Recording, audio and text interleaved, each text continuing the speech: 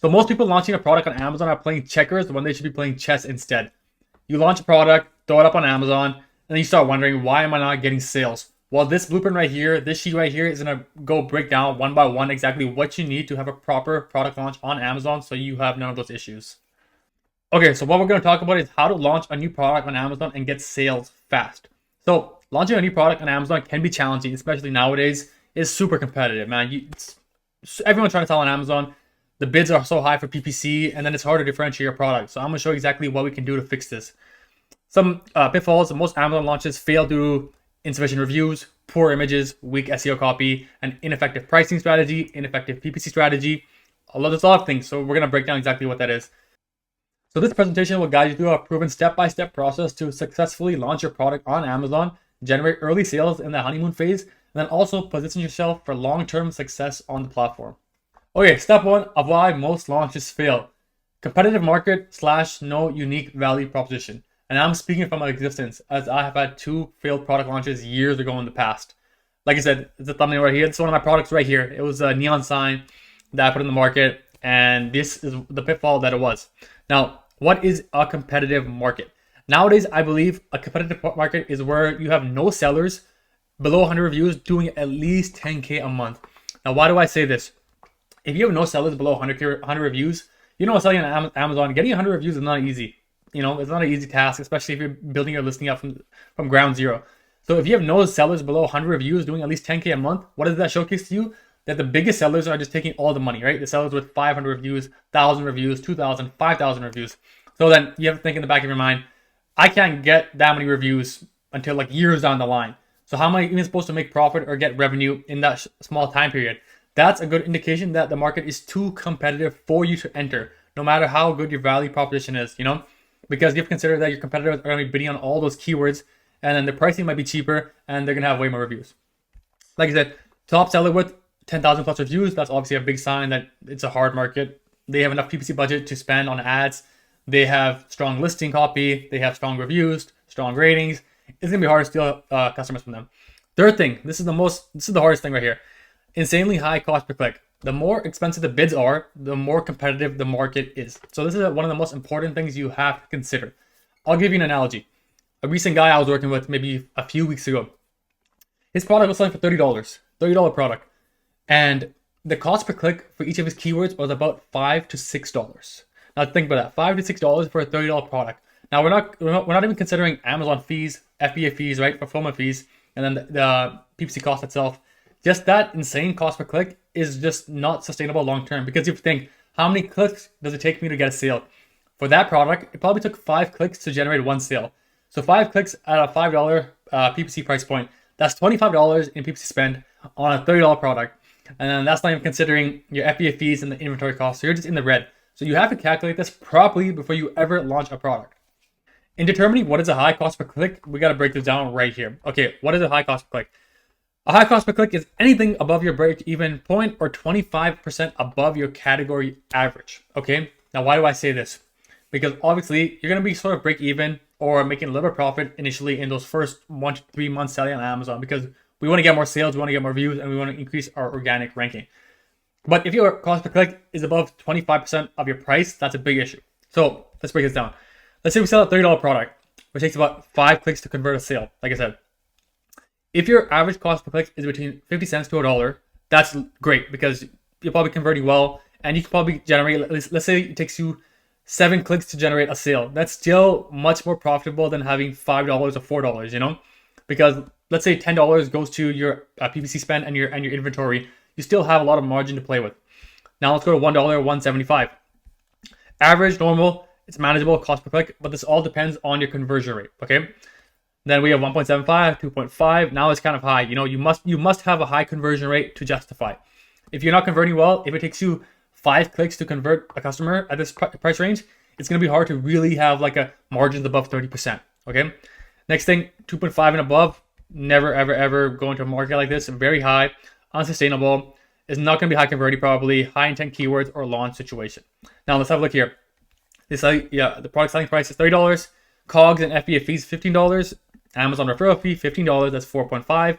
And the net margin before your PPC is 10.5. Now, a big issue I see when people launch a product or looking to launch a product, they just stop here. They stop here. They're like, okay, my net margin is 10.5, but they're not considering the actual PPC cost or how many bids it's going to take to convert into a buyer. Now, if conversion rate is 20%, 1 out of 5, how much margin are you left with? Let's break it down here. So we have cost per click, 0.5, all of these cost per clicks, okay? Now let's say it takes 5 clicks to generate a sale. So 50 cents, 5, 2.5, okay, we go down more and more and more, and it gets higher and higher. So based on our data, only these 2 fields are suitable for a $30 product. Why? Because you look at the net profit after ads, $8, 5.5, and then as a percentage, that's 26% and 18%. That's like relatively in the ballpark of Amazon nowadays, having like a 25% profit margin. 30 is really good. If you do, 30 is really good. But this is based off of the numbers I'm showing you actually. So anything above that is way too low, like a 10% net profit, 1.7, and then everything else is in the red. So before you launch on Amazon, you must consider what is the average cost per click. You can go Helium 10. You can have a look at the average market price and what these bids are going for these keywords, but make sure you do not miss out on this or else you will lose a ton of money. Another major issue is having no unique value proposition, which kills your product launch. Nowadays on Amazon, if you don't stand out, you get scrolled past. That's it. Think about it. Unless you think about it in this sense. You're launching a product, you have competitors in the market with thousands to 500 reviews. They probably have cheaper price points than you, and they have better organic ranking. So what's the way to beat them? You have to have a product that is much better than theirs, and you have to visually showcase that your product is better than theirs. So if you don't stand out, you get scrolled past. Amazon shoppers are spoiled for choice. Dozens of similar listings, all with prime and 4-star ratings. People are competing on price. It's an issue. You don't want to compete in that game. If your product looks and feels like everything else, it's invisible. Now, what is a unique value proposition? It is what makes a shopper say, oh, that's different, that's better, that's for me. Now, nowadays, it's going to be very hard to just have something that's totally aligned with the entire market and like it appeals to the entire general market. But what you can do is you can have a unique value proposition that only aligns with a certain demographic within that market. I'll explain what that means later on. Next thing, you never want to compete on price instead of value. Without a strong, unique value proposition, your only lever becomes pricing, and that's just a race to the bottom. Destroys your margins. Third reason, people don't know why they should buy your product. This is a very big issue. This is a question I always ask to clients. I'll have clients come to me and they'll say, my product's not selling. And then I'll be like, well, your product's not that different compared to the market. And then they'll be like, no, this is my unique value proposition. This is my value. This is my value. This is why they should buy my product. And then I always think back, okay, is this unique thing in your product so much of a difference? Is it so beneficial to the market that they'll buy your product over the competitors? And that's a question that most people have a hard time answering. Like, for example, some guy will say, I have a different color, I have a different design for a t-shirt. My general thought is, who said that's what the market wants? Who said they would rather want this design over that design, right? You have to really consider these things. A weak or generic offer leads to poor click-through rate and poor conversion, even with solid traffic. So you can have the best PPC, best traffic, best everything, but if your listing does not actually showcase why people should buy your product with its unique value, then it does not matter. 4, PPC fails because the product is not differentiated. Like I said, no matter how good your ads are, if your product isn't meaningfully different, shoppers bounce. Meaningfully different. Are you solving an actual problem in the market? This is the worst combo right here. A high cost per click, low conversion rate. You're burning cash all day, every day. Okay, now let's have a look at weak versus strong UVPs. A weak one, let's say you're selling a water bottle.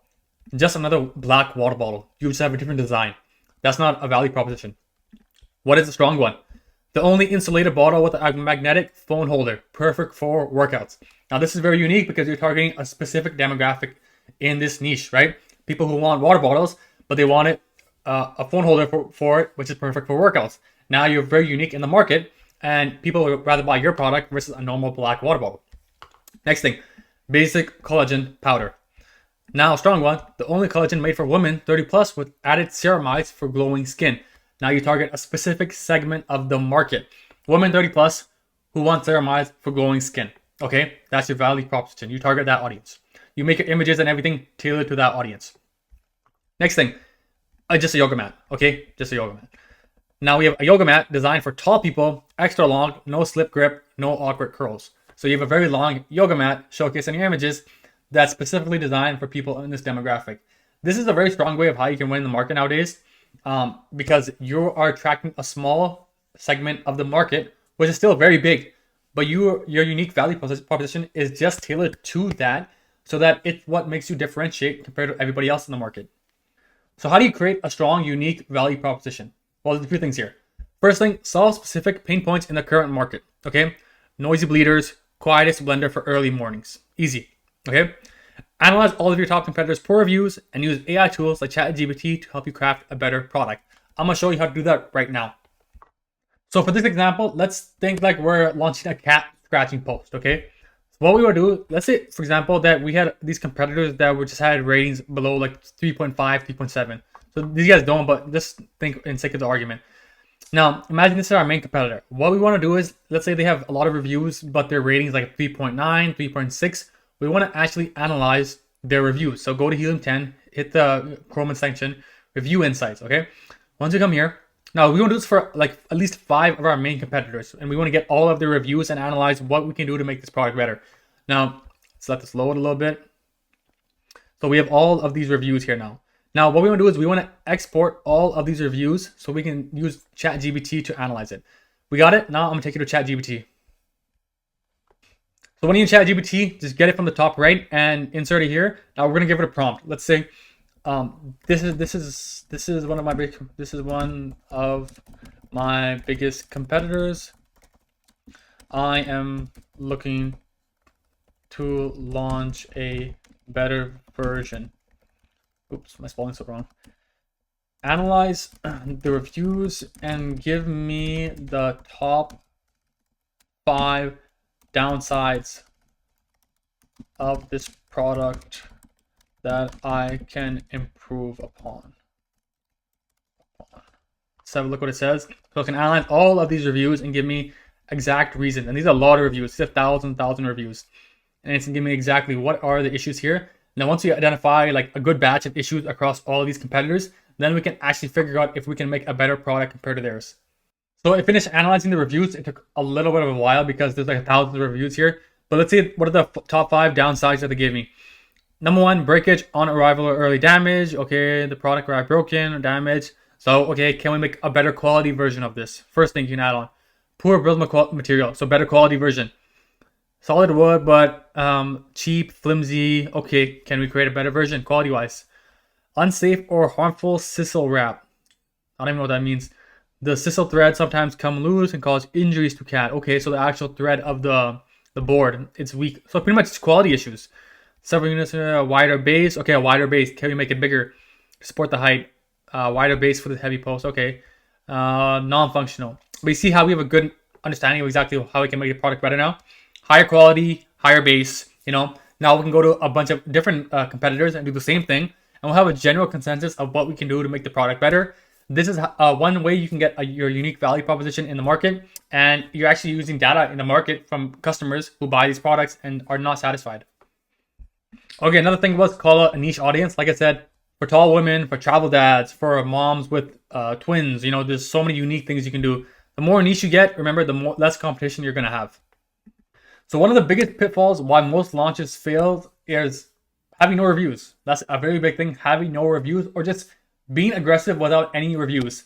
I don't care what people say, how good your product is, you need reviews to get sales on Amazon, or you need to vastly improve your chances of getting sales early on.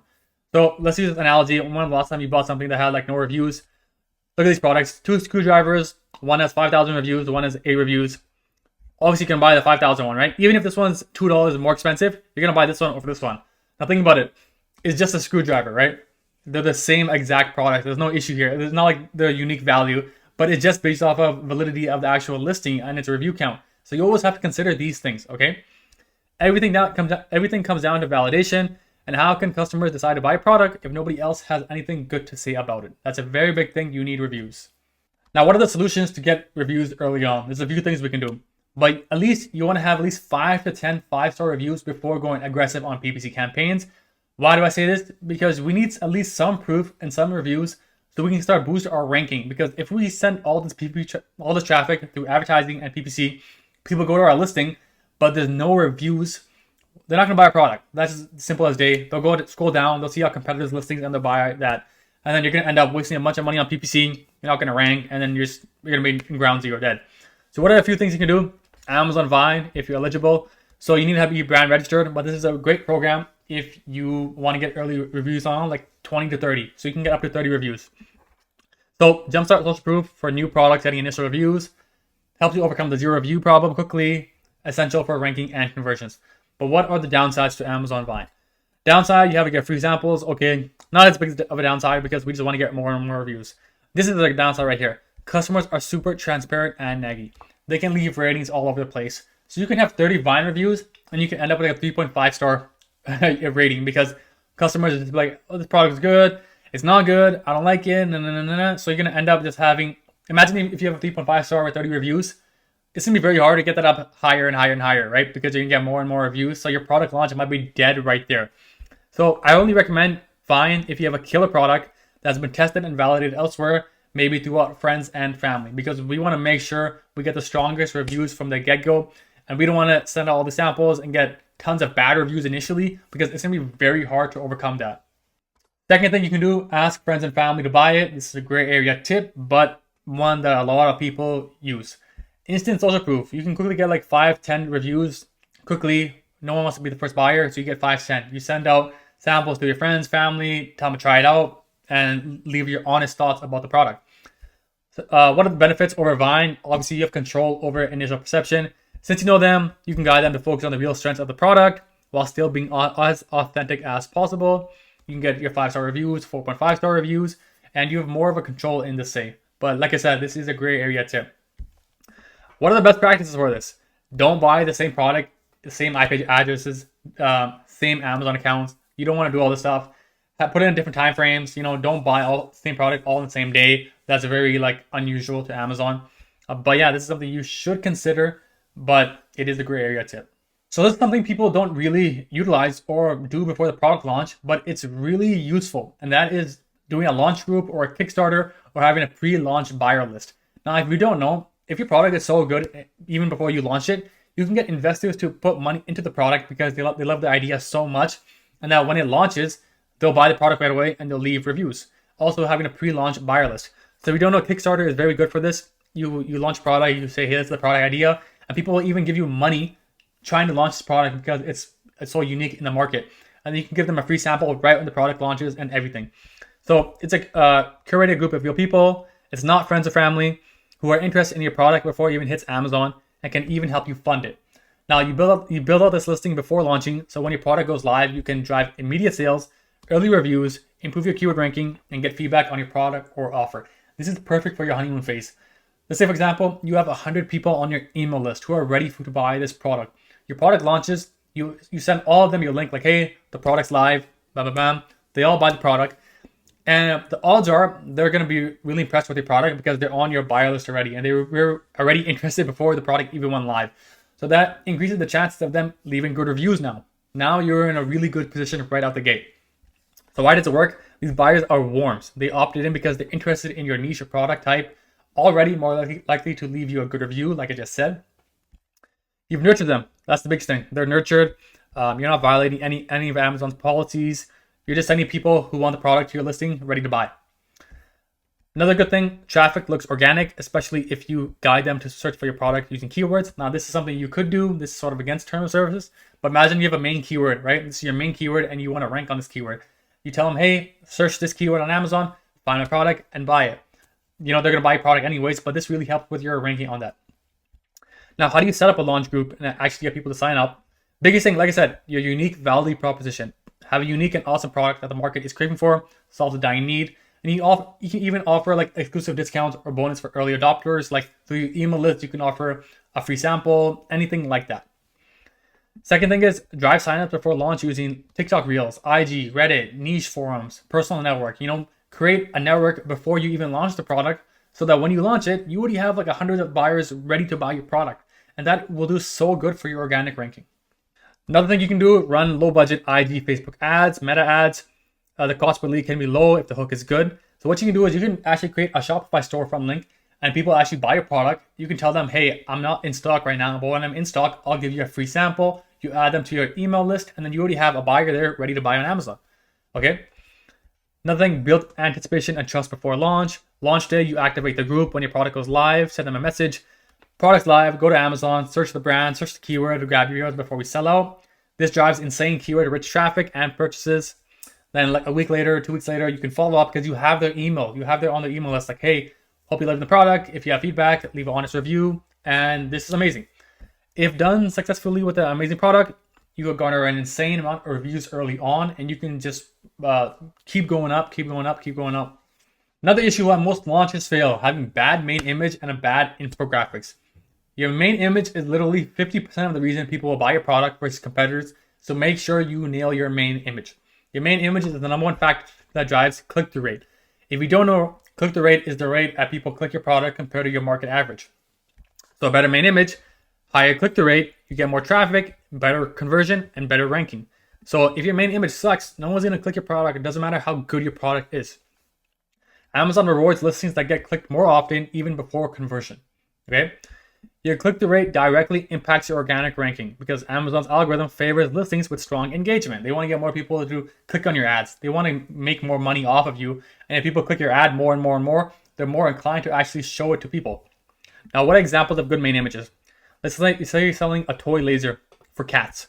This is a bad one. It's just the actual product that doesn't show any unique value proposition. This one actually shows the laser. It shows which cats it's meant for, which demographic, and it shows the actual charging component. That's why this listing does 10,000 units a month. This one does 1,000 units a month. Okay. Now we have a look at here. This is baby carriers. Baby carrier, it shows the actual mom. This is the demographic who's going to buy the product, the mom and the baby. If you're selling a baby product, why is the baby not included in the actual image? Okay. You have the mom, you have the baby, and you have both of them using the product together. This one is just a carrier. You know, this does not give you any feeling of anything. This one gives you feeling. Imagine if you're a mom trying to buy this thing. You see someone who's just like you holding a baby. You're going to buy this one, not this one. So that's a very simple thing you got to get through your head. So how do you figure out what's the best main image for your product? One thing is identify all the best practices from your top competitors' main images. So analyze all of your competitors' main images, their packaging, their headers, color, design, what they've included in the image. So you know you can include this in yours because obviously if it's working for them, it should then work for you. Then what you want to do is you want to A/B test a bunch of your main images through a product opinion or a PickFu. So if you don't know, like PickFu is a platform where you can A/B test products, you know, images, titles, everything, and you can get real-time people who fit your demographic to analyze the product. So let's say I'm selling a dog collar. I can set the criteria to only target people who have a dog, who own a dog, you know, and say, these are the 2 images, these are the 5 images. Which one do you prefer for your dog collar? They'll give you answers in real time, and they'll also give you explanations as to why they like this one over the other one. So you want to use real-time data, I really recommend you use like a PickFu or something like that. So once you identify the main winners, you need to run real-time Amazon tests through Manager Experiments. So Amazon has something inside of it called Manager Experiments. If you're brand registered, you can have one image run a test for 2 weeks and then another one for 2 weeks using real-time data. And then after that time period, use the data to find what your winning product was. So you can use the same formula, you know, A/B test to PickFu or product opinion, and just, you know, run these tests, and you can figure out which one fits the best for you based off the data. The one downside is you can't use like videos or infographics for Amazon Manager Experiments. That only works for like your title, your bullet points, and your main images. But you can still use PickFu and external methods for your secondary images. Another reason why most launches fail is having a weak SEO optimized listing. Before you launch your product, you should know which keywords you need to include in your listing, your title, your copy, bullet points, and the campaigns you're going to start running PPC for. So if you haven't done this, you must create a master keyword list. Now, if you don't know what a master keyword list is, it's pretty much like this, where it showcases your top competitors all in here, and you get a bunch of keywords that they're ranking for, okay? A bunch of keywords. Look at how many keywords I have in here. I can't even like show you how many there are. Like 20,000 keywords that competitors are ranking for. Then obviously you're going to filter out the most important ones by like how relevant they are, what's the search volume, and so on and so forth. Then like for example here, I have showcased the main keywords here. What you want to do is then you want to create your copy built around this, right?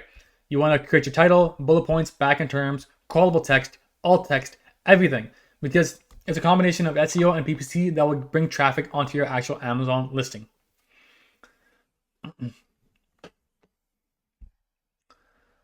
Now, what is the main method for this? Identify up to 9 of your main competitors who perform the best sellers.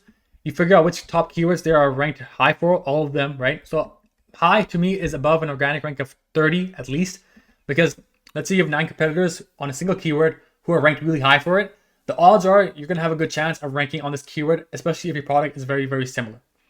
So you can use AI tools like Helium 10's Listing Builder plus Listing Analyzer, or you can use the Zong Guru to help you create these listings fully optimized. But you really want to do this because a lot of these relevant keywords will be running PPC campaigns to boost ranking on those. So yeah, you always want to consider it. It's a combination of your SEO on your listing copy, PPC, pricing, images, reviews, unique value proposition. That's how you're going to succeed. Another pitfall, and one that I actually fell for, is having a poor pricing strategy when you launch out. So too many times we get questions as to why sales are not growing. And once we have a look, it's either one of these 3 things. You have poor images or no unique value proposition. You have low reviews and you have horrible pricing. Now, what do I mean by horrible pricing? That means your price pretty much the same as your competitors, but you have no unique value proposition. They have way more reviews than you, and the images are better. Why would anybody buy your product over theirs? That does not make sense. Especially if you're launching a product, the goal is not to make money. You have to understand this. It's not to make money as much as we wish it was. But nowadays on Amazon, it takes 2 to 3 months just to get enough sales velocity to get more organic ranking, and then you have more and more sales, and you can start focusing on profit.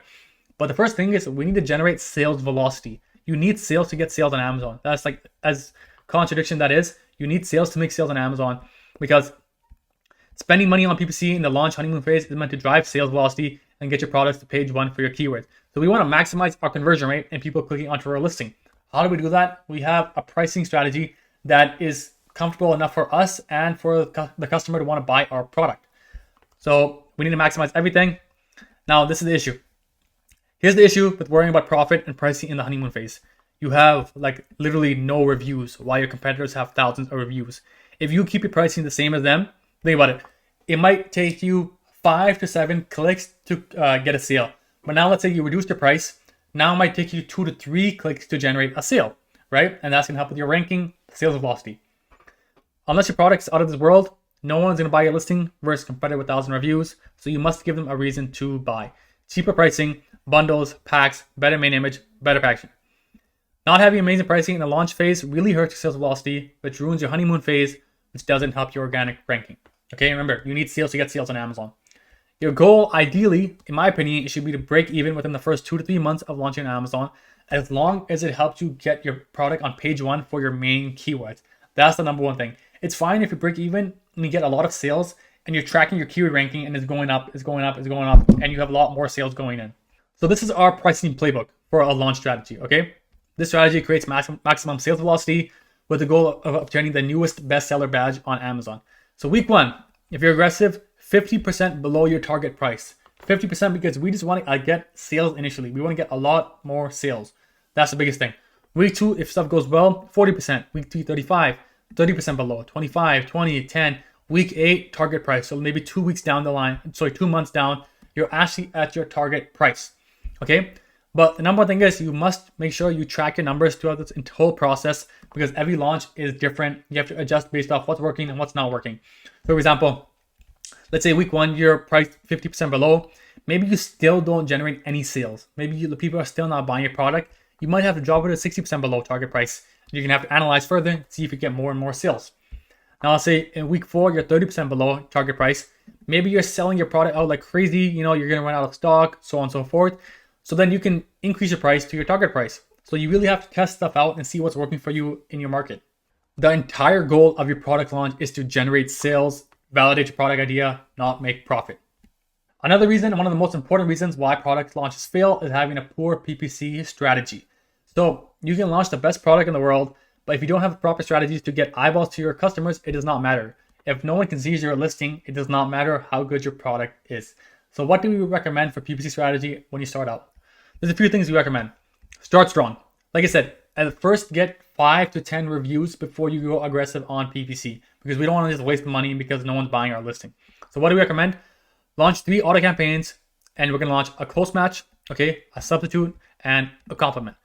These are your discovery campaigns, so we can get more additional keywords and listings we convert well on. So we let these run for weeks to see if we can get more keywords that we were initially not tracking that we are still converting really, really well for. And then we can launch our own campaigns for these, right? That's the biggest thing. Let's say if there's a competitor listing that we convert well for, we can put that in a new campaign and target that directly. Next thing, using the master keyword list we created, where we found the keywords, add up to 5 keywords max in manual campaigns. Now this is set up for manual campaigns, okay? You have exact match keywords, phrase match keywords, and then we have ASIN, auto campaign, broad keywords, okay? Obviously, exact match is the highest relevant and the conversion potential, but this is going to be the most expensive, okay? Phrase match, a tier below, still really good. It's broader reach with good relevance. It's still in the same tier for those keywords. Then these ones are the ones we want to sort of broaden our horizon and see what else we can get sales from. So ASIN targeting, auto campaigns, and broader campaigns, and then we want to test it all out. Each campaign has their own purpose, so we prioritize budget based on that. Auto campaigns, broad campaigns, typically between $10 to $15 each per day. Now this depends on really what your budget is and how aggressive you want to go, but this is the general thing we like to do. Goal of these campaigns to find more keywords, ASINs we convert well for, like I said. We want to control this spend, or else it can go out of control and waste money on irrelevant terms. Now, there's going to be a lot of terms coming from these campaigns, a lot of different terms. So you want to make sure you are constantly optimizing, getting rid of stuff that's spending a lot of money, like $20 with no buyers. You want to negate stuff like that. So you constantly want to optimize this stuff. Next, we have exact and phrase campaigns, typically between $20 to $30 per day. Now, why is this? These are aggressive campaigns because we want to get sales velocity and keyword ranking. We already identified through the master keyword list, these are the most important keywords for our market.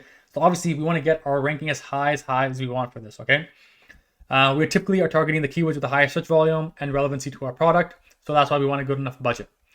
Like I said, this budget is open to interpretation based on how aggressive you are, how many campaigns you have, how many keywords you're targeting, right? Lower the campaigns and keywords, the more you prioritize the budget for those. Now, in terms of bidding strategy, we like to do dynamic bid down only. We don't want Amazon to spend money when it's not converting. That's the big thing. Now, budget monitoring and optimization. Do not be too eager to optimize the data. Let the data run. The main goal of the first 1 to 2 weeks is just to garner data. We need data to figure out what's working and what's not working, so then we can optimize for that. Now, what do we recommend for optimization? So first days 1 to 3 to 4, let it run. Observe the spend, observe the click-through rate. You'll have an idea of which campaigns spend the most, the ones that run out like halfway throughout the day, the ones that are underspending, so on and so forth. Day 4 and 7, you can cut the obvious losers. Now, what are obvious losers? Like I said, they spend more than $20, they get no sales. They have like a ROAS below 1. They're just super unprofitable. Maybe even the keyword itself is just not relevant for your product. Also, what you can do is raise bids on winners. So you see campaigns which are getting a lot more sales, but they're running out throughout the day. You want to add more budget to that, okay? Now, day 8, let's see a week down the line. What you want to do is refine your match types, add new converting keywords, split into new campaigns. So now you have enough data to actually go in, negate stuff, maybe add new campaigns to their own, add keywords to their own campaigns, negate stuff, proper budget allocation for this campaign versus that campaign, all sorts of stuff. Lastly, after about 1 to 2 weeks of data, go into your search term reports and analyze all of the data, especially for those auto campaigns, those broader campaigns, and those product targeting campaigns. We want to analyze what's working and what's not working. So what you can do is you negate bad spending that does not convert. You find hidden gem keywords. This is one of the most important things of auto campaigns and broad campaigns. Like there's a lot of keywords which we may not initially thought we are converting well for, but you go check data and we have a high conversion rate on these. We can then take these keywords and put them in their own campaigns and start ranking on those. Also, like I said, you find competitive listings that you convert well for, so we can aggressively target them and steal their sales.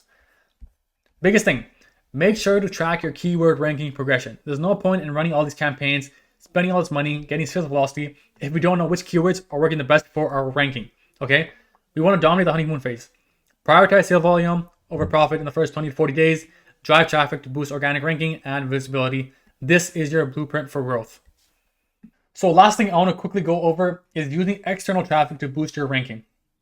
So driving external traffic to your Amazon listing is one of the most powerful strategies for improving your organic ranking. Amazon heavily rewards products that attract customers from outside sources, giving them a significant competitive advantage.